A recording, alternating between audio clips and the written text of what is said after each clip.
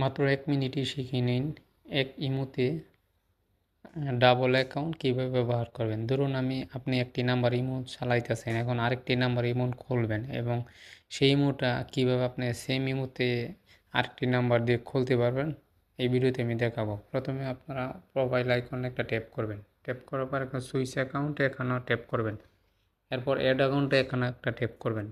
তারপরে এখানে mobile number, যেহেতু আমি এক নাম্বার আমার দেওয়া আছে, আপনারা থাকলে আপনাদের মোবাইল নাম্বার এইভাবে দিবেন, যেই কান্ট্রিতে আছেন এভাবে কান্ট্রি কোড সেট করে নেবেন। তারপরে এখানে ক্লিক করবেন, ক্লিক করে ওকে করবেন। ওকে করার পর একটু ওয়েট করবেন, ওয়েট করার পর রেজিস্টার এখানে ক্লিক করবেন, ক্লিক করার সাথে সাথে বা আপনার অ্যাকাউন্ট ওপেন হয়ে যাবে। আমার অ্যাকাউন্টটা ওপেন করা ছিল, তারপরে আমি ডিলিট করে দিয়েছি, এই জন্যই অপশনটা এসেছে। আপনারা যারা নতুন অ্যাকাউন্ট খুলবেন আপনাদের মোবাইল